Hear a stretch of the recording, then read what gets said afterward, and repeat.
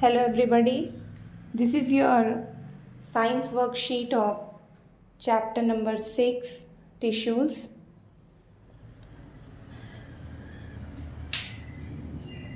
Tissues में बेटा हमने जो पोर्शन उठाया है इस वर्कशीट में that is only plant tissues.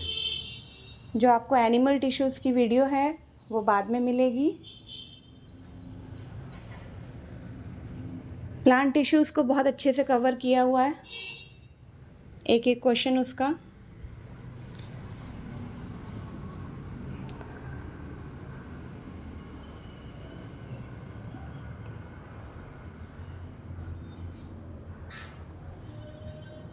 सबसे बेस्ट तरीका है क्वेश्चन फ्रेम करने का जो इस वीडियो में मैंने चूज़ किया है that is line by line question की फ्रेमिंग है। आपके फर्स्ट पैराग्राफ में ही इंट्रोडक्शन दी हुई है टिश्यूज़ में। यूनिसेलुलर ऑर्गेनिज्म से स्टार्ट किया है चैप्टर, जिसमें फर्स्ट क्वेश्चन आपका बनता है नेम वन यूनिसेलुलर ऑर्गेनिज्म। आपको एक यूनिसेलुलर ऑर्गेनिज्म का नाम बताना है and that is what amoeba.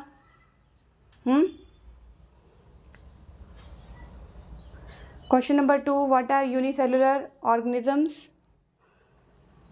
तो यूनिसेलुलर ऑर्गेनिजम्स क्या हैं बच्चे, इसकी डेफिनेशन आपको दी हुई है। Those organisms having single cell which can perform all the functions of body. Third one, what are multicellular organisms? You can take the example of human body, organisms having many cells. Then fourth question आपका बनता है इसमें, what is a tissue? Tissue क्या है? Group of sales,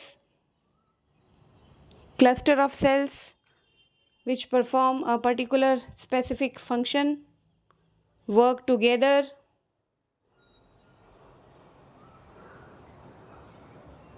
they are of same type,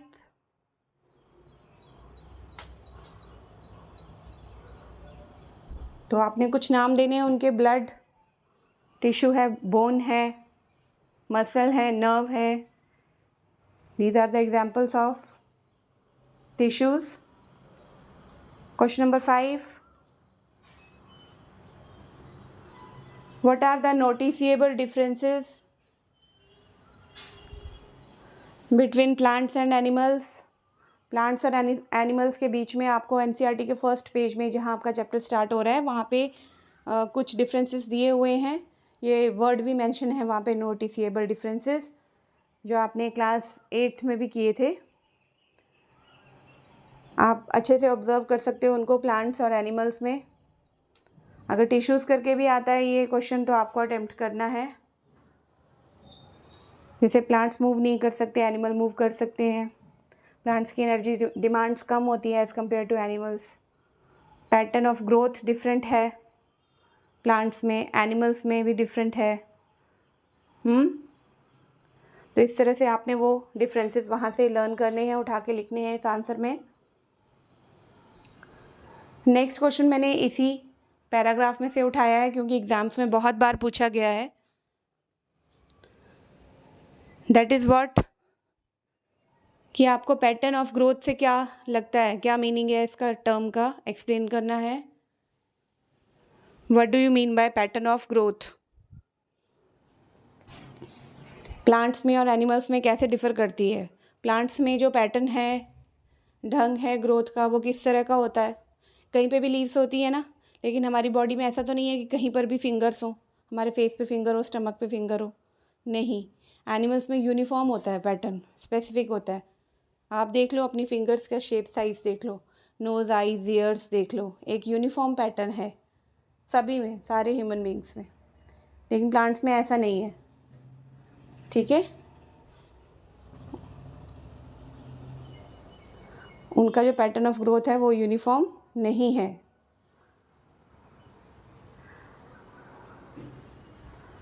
next जो question है, आप अपनी एनसीईआरटी बुक को पढ़ते जाइए, जैसे जैसे मैं क्वेश्चंस दे रही हूँ आपको आंसर्स भी मिलते जाएंगे।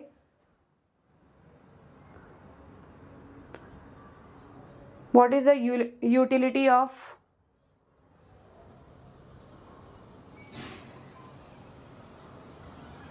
टिश्यूज़ इन मल्टी सेलुलर ऑर्गेनिजम्स? टिश्यूज़ की ज़रूरत क्यों पड़ी? क्लस्टर ऑफ सेल्स की जो एक स्पेसिफिक फंक्शन परफॉर्म करते हैं, एक साथ काम करते हैं, इनकी क्या यूटिलिटी है, क्या ज़रूरत, क्या आवश्यकता है, इनकी क्या इंपॉर्टेंस है मल्टी सेलुलर ऑर्गेनिजम्स में, यानी हमारी बॉडी में। तो आपको पता ही है नर्वस टिश्यू अकेले तो काम कर नहीं सकता, है ना। वो तो सिर्फ अपना मैसेज रिसीव और रिस्पॉन्ड, स्टिमुलस देने का काम करेगा, बाकी के सारे फंक्शंस कौन परफॉर्म करेगा? तो डिफरेंट टिश्यूज़ की हमें ज़रूरत पड़ती है, मस्कुलर टिश्यूज़ की, है ना। तो ब्लड है जो ट्रांसपोर्ट का काम कर रहा है टिश्यू हमारी बॉडी में। तो हमारा कॉम्प्लेक्स स्ट्रक्चर है, हमें बहुत सारे life processes, nutrition, excretion, digestion perform करने हैं, जिसके लिए हमें डिफरेंट टिश्यूज़ की ज़रूरत है, राइट। तो next question is question number 8, explain the term meristematic tissue. इसकी डेफिनेशन आपकी बुक में दी हुई है। डिवाइडिंग सेल्स को हम मेरिस्टेमेटिक टिश्यू कहते हैं बेटा। Cells which are capable of dividing they are known as meristematic tissues.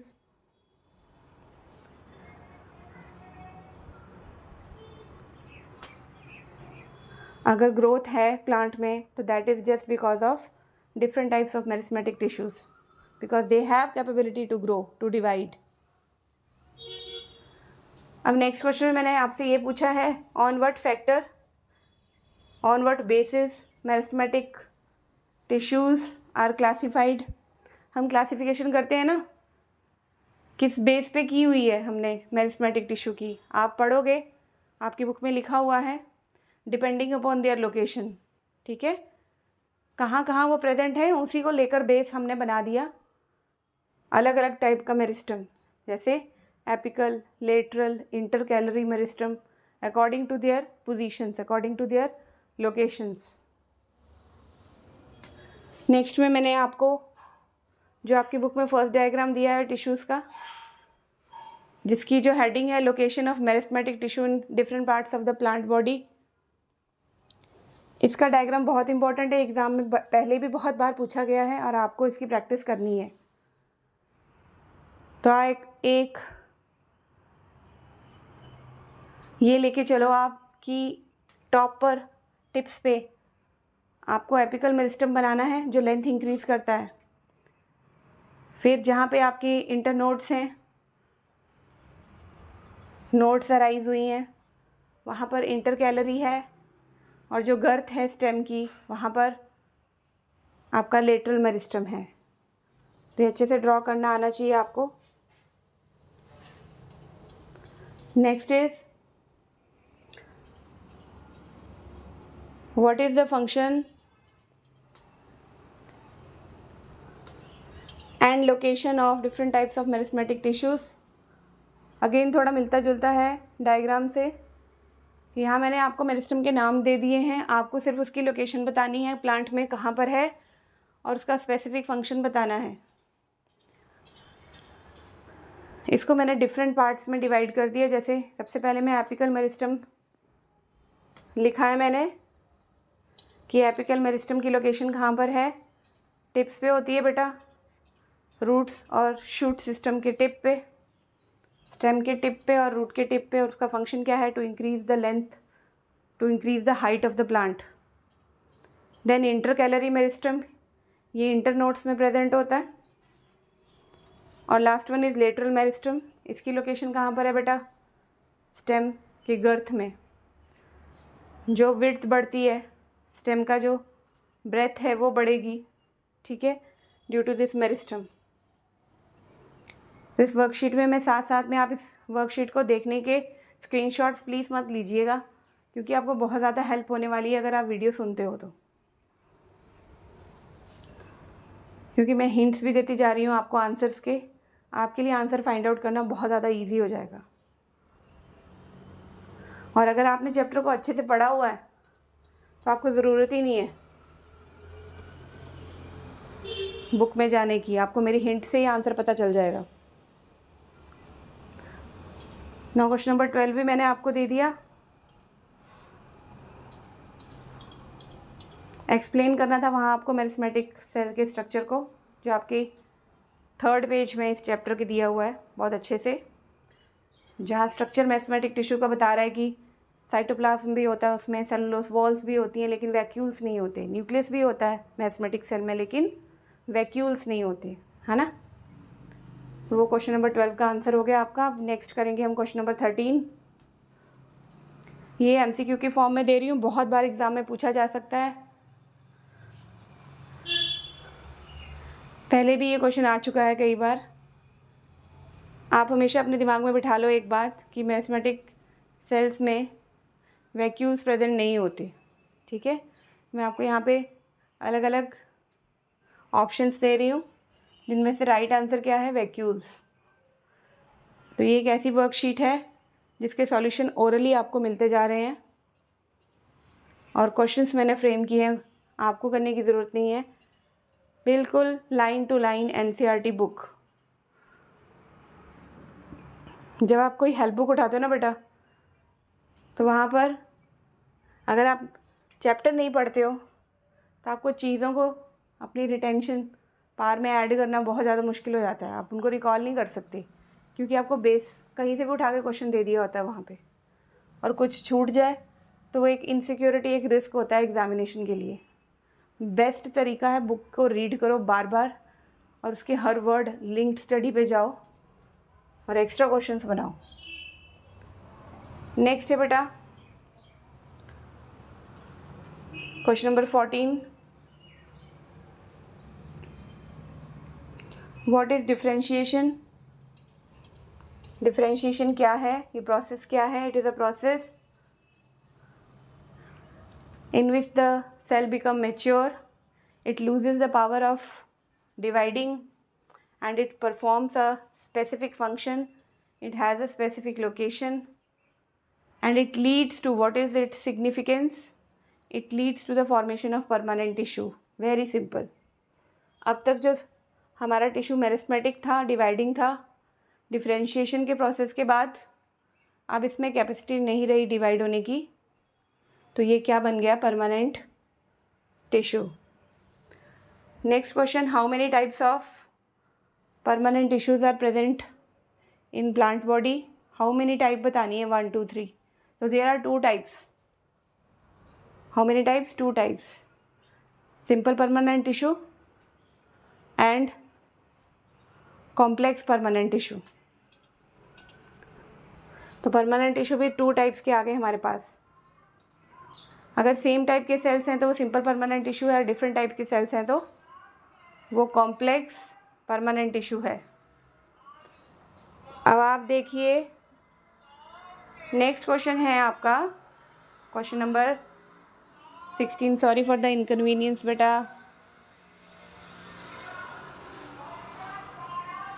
Question number 16, explain simple permanent tissue.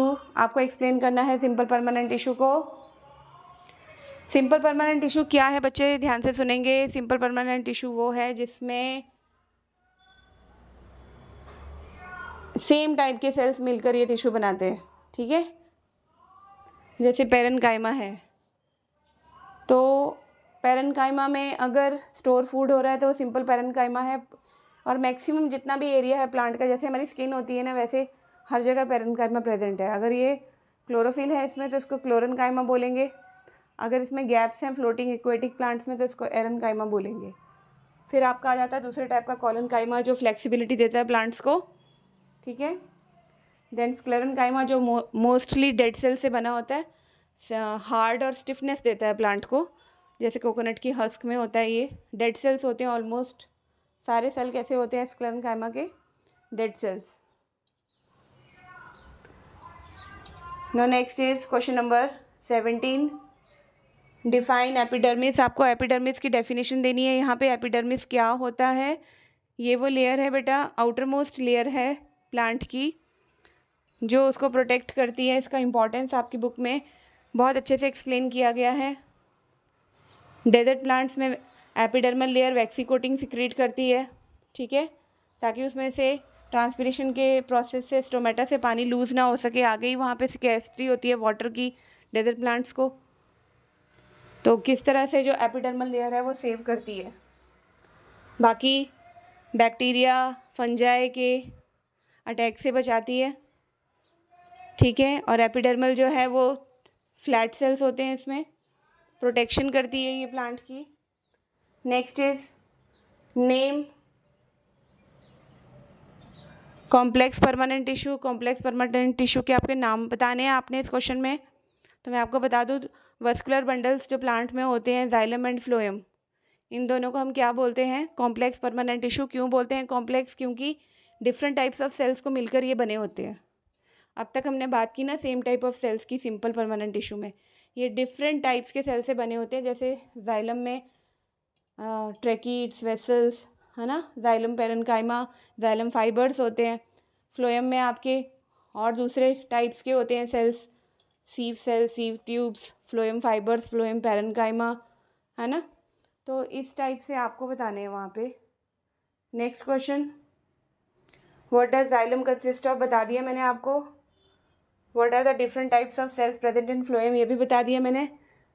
इसमें फ्लोएम फाइबर्स को छोड़ के जो फ्लोएम पेरेन्काइमा है, सीव सेल, सीव ट्यूब्स और कंपेनियन सेल्स, ये सारे लिविंग है। सिर्फ एक नॉन लिविंग है, phloem fibre.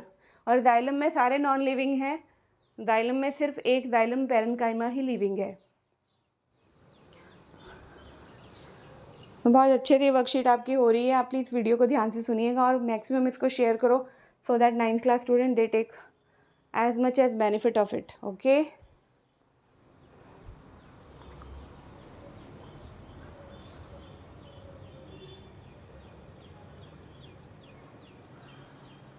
Now the last question of this worksheet. आपकी बुक में बहुत अच्छे से डायग्राम बना हुआ है जाइलम के डिफरेंट टाइप्स के जो सेल्स हैं उनका, ट्रैकीड, वेसल, हाँ, एंड जाइलम पेरेन्काइमा का बना हुआ है डायग्राम, जिसकी प्रैक्टिस आपने करनी है। ये रिस्क हमने बिल्कुल नहीं लेना कि हम इन डायग्राम्स को छोड़ के एग्जामिनेशन में जाएं।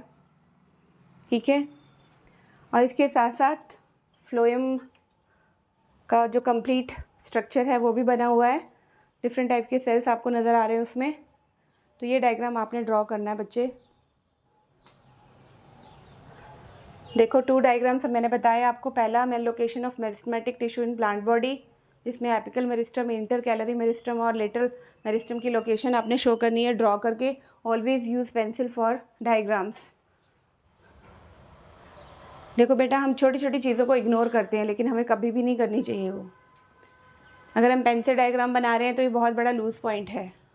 कोई भी साइंस टीचर ये कभी पसंद नहीं करेगा कि डायग्राम्स को पेन से बनाया जाए। ठीक है, और एक तुम्हारे लिए सबसे प्लस पॉइंट बेनिफिट ये है कि you can erase your mistakes when they are made by pencils. और पेन से बनाओगे, ब्लंडर करोगे और सामने दिखता है, करेक्शन करोगे तो सामने दिखता है। और फ्लूट तो बिल्कुल भी एग्जामिनेशन में यूज़ ना करो, ये एक बैड इम्पैक्ट होता है, नेगेटिव साइड होती है जब हम एवेल्युएशन करते हैं तो। ठीक है, बस बेटा ये आपका पूरे वर्कशीट के क्वेश्चंस हैं, आप अच्छे से इन्हें कीजिए। और इसी तरह से हम एनिमल टिश्यूज़ को भी लाइन टू लाइन एनसीईआरटी की क्वेश्चंस में फ्रेम करेंगे। उसके लिए आपको वेट करना पड़ेगा मेरी नेक्स्ट वीडियो का, जिसमें आपको कंप्लीट एक्सप्लेनेशन मिलेगी एनिमल टिश्यूज़ की। मैं फिर से कहती हूँ, आप बच्चे बहुत इंटेलिजेंट हो, आप में बहुत ज़्यादा कैपेबिलिटी है। कभी भी आप अपनी पार्ट्स को अंडर एस्टिमेट ना कीजिए। सबसे बेस्ट तरीका है कोई भी चीज़ पढ़ने का, थॉरोली उसकी रीडिंग कीजिए, कंसेप्ट को समझिए, क्वेश्चंस खुद बनाने की कोशिश भी कीजिए, क्योंकि जब आप खुद क्वेश्चन बनाते हैं तो आप सोचते हैं, आंसर्स पढ़ते हैं और फिर क्वेश्चन फ्रेम करते हैं। तो best of luck, best of your journey. आपकी पेशेंस के लिए, आपके प्यार के लिए बहुत बहुत धन्यवाद। आई होप ये वीडियो आपको पसंद आई होगी। और जिन जिन बच्चों ने ये वीडियो सुनी है वो प्लीज़, जो कंसर्न बच्चे हैं 9th क्लास के, आप उन्हें ज़रूर ये वीडियो फॉरवर्ड कीजिए। Stay blessed always, stay happy always, have a bright future with all these blessings. Thank you very much. Thank you. So much.